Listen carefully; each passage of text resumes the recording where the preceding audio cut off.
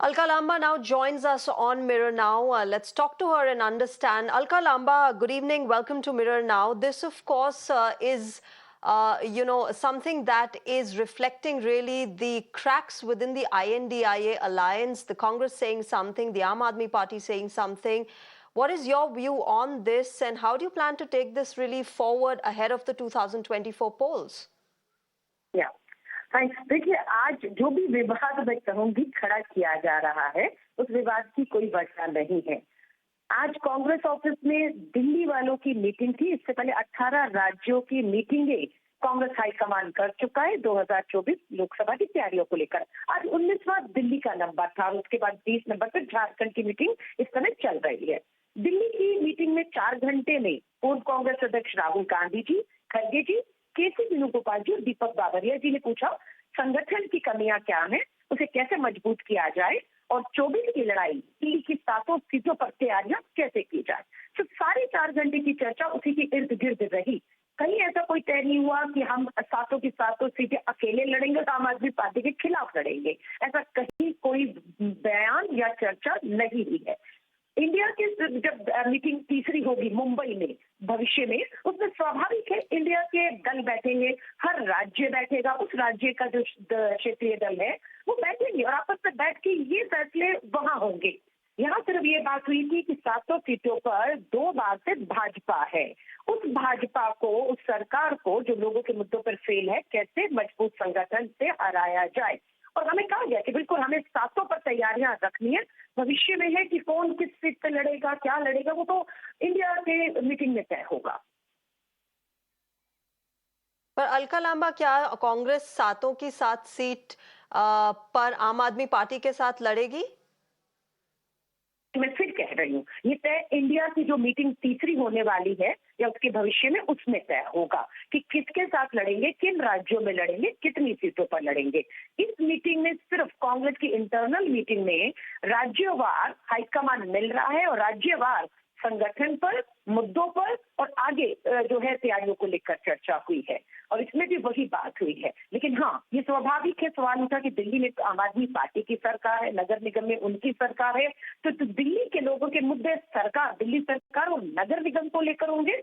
बिल्कुल हमें कहा गया मुखरता से लोगों के बीच में रहते हुए उनके मुद्दों को लेकर आम आदमी पार्टी सरकार दिल्ली और नगर निगम के में आपको लड़ना है।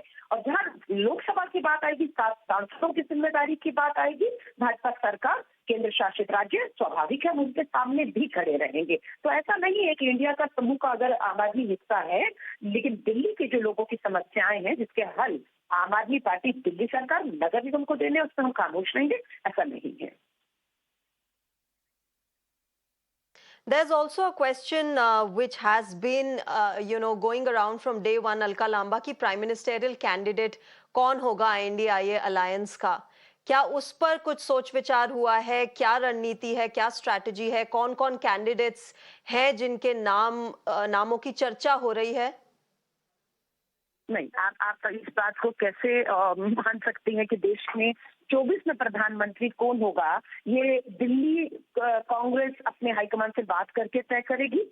आज की दिल्ली कांग्रेस की जो बैठक थी हाईकमान के साथ, उस पर ये चर्चा आ भी नहीं सकती कि 24 में प्रधानमंत्री का उम्मीदवार क्या होगा। ये स्वाभाविक है, इंडिया के जो 26 धर्मनिरपेक्ष दल जो एकजुट आपको मणिपुर में दिखे, एकजुट आपको दिल्ली सेवा बिल के अध्यादेश के खिलाफ दिखे, वही बैठकर आपस में तय कर लेंगे। और मुझे लगता है देश के सामने ये सवाल नहीं है। हाँ, भाजपा जरूर चिंतित है कि 26 दलों को कैसे तोड़ा जाए, इनकी सरकारों को कैसे जो है कमजोर किया जाए, इनसे बार बार पूछा जाए कि प्रधानमंत्री उम्मीदवार कौन होगा। लेकिन देश ये नहीं जानना चाहता। देश महंगाई, बेरोजगारी से लड़ रहा है और इंडिया मजबूती से एक दूसरे के साथ पूरे देश में खड़ा है। Okay, before I wrap up this discussion, Alka Lamba, my last question to you. You know, we've already and always seen a tussle between Aam Aadmi Party and the Delhi Congress. उस पर आपका क्या stand है दिल्ली कांग्रेस और आपके alliance को लेके in the national capital, और क्या स्ट्रैटेजी रहेगी to move forward before the elections? देखिए, अभी तक ये स्वाभाविक है कि इंडिया का जो समूह 26 दलों का है, इसमें कांग्रेस भी है और आम आदमी पार्टी भी है।